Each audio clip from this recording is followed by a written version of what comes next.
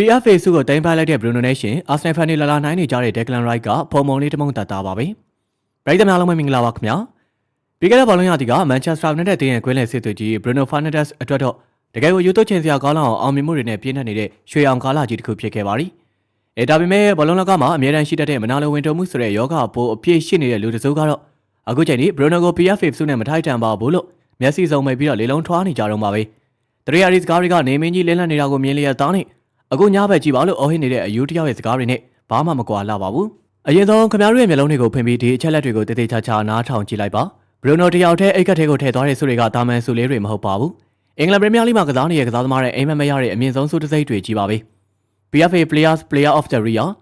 ကစားသမားချင်းလေးစားစွာမဲပေးရွေးချယ်တဲ့တစ်နှစ်တာအကောင်းဆုံးကစားသမားဆု PFA Team of the Year တစ်နှစ်တာအကောင်းဆုံးအသင်းလူစင်းမှာပါဝင်မှု FWA Footballer of the Year ဘောလုံးစာနယ်ဇင်းဆရာတွေကရွေးချယ်တဲ့အကောင်းဆုံးကစားသမားဆု Premier League Player of the Season Premier League ပြိုင်ပွဲကြီးရဲ့တစ်နှစ်တာအကောင်းဆုံးကစားသမားဆု Premier League Fan Team of the Season ပရိသတ်တွေရွေးချယ်တဲ့အကောင်းဆုံးအသင်းလူစင်းမှာပါဝင်မှု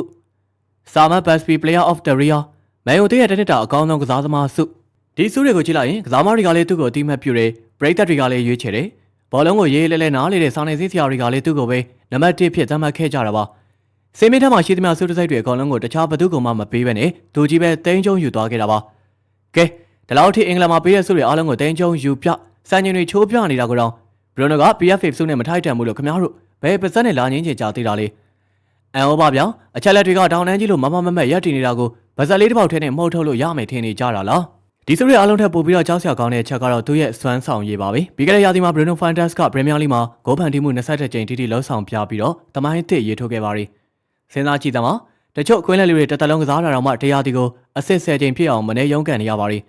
ဘရိုနိုကတော့ပြိုင်ဘက်ခံစစ်တွေကိုအချီကျိုးလေးတွေလိုသဘောထားပြီးတော့ဖောက်ထွင်းပြသွားခဲ့တာပါသူ့ရဲ့ခြေပြားကနေထွက်လာတဲ့ဘောလုံးတွေက GPS တက်ထားတယ်လို့တိုက်စစ်မှုရဲ့ခြေထောက်ကိုတနက်မမက်ရောက်သွားတာပါဒါဟာတာမန်ကစားမတစ်ယောက်လုံးနိုင်တဲ့အလုံးမဟုတ်ပါဘူးဘောလုံးကလုံးကိုအပေါ်စီကနေမြင်နေရတဲ့စစ်တူရင် Grand Master ကြီးတစ်ယောက်လိုကွင်းလေကိုအကျွင်းမဲ့စိုးမိုးထားနိုင်ကြတာဖြစ်ပါရီဒီလိုတမိုင်းဝင်စံချိန်ကြီးကိုတင်ထားနိုင်တဲ့သူကိုစုမပေးရင်ဘသူ့ကိုသွားပေးရမလဲခင်ဗျားတို့ရဲ့ချစ်တော်လေးကိုသွားပေးရမှာလားဒီနေရာမှာအရေးအဆုံးဟာသားတစ်ခုကိုထည့်ပြောရပါမယ်တချို့ Arsenal fan တွေနဲ့မီဒီယာအစွန်းရောက်တွေကအင်္ဂလန်ကွင်းလေလူ Declan Rice ကို Bruno နဲ့လာရှင်ပြီးတော့စုနဲ့ထိုက်တန်တယ်လို့စင်ကြေပေးနေကြပါရီ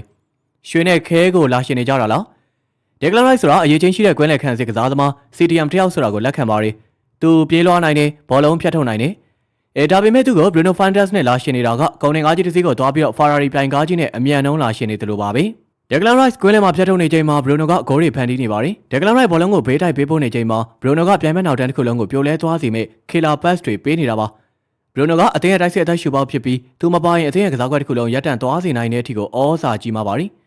Declan Rice ဆိုတာ Bruno နဲ့ရှင်ဟိုးဝဲကြီးမှာကြံနေသေးကြောင်းဒီ PFA စုတွေစံချိန်တွေနဲ့အချက်အလက် data တွေကအထီးလင်းသက်သေထိုးနေပါရီDeclan Rice အနေနဲ့ Bruno ရဲ့ဆင့်ကိုရောက်ဖို့ဆိုတာနောက်ထပ်ဘောလုံးရသည်3ခုလောက်ထမင်းတွေအများကြီးစားပြီးဇက်တိုက်စူးစမ်းနေအောင်မှသာ Bruno ရဲ့အရေးလေးကိုလှမ်းမြင်ရမယ့်အနေအထားလိုပဲဆိုလိုက်ပြရစီအားလုံးလက်ခံကြတယ်မဟုတ်လားအဆုံးနေကြည့်ပေးလို့အားလုံးကိုကျေးဇူးထူးပဲတင်ရှိပါရခင်ဗျာ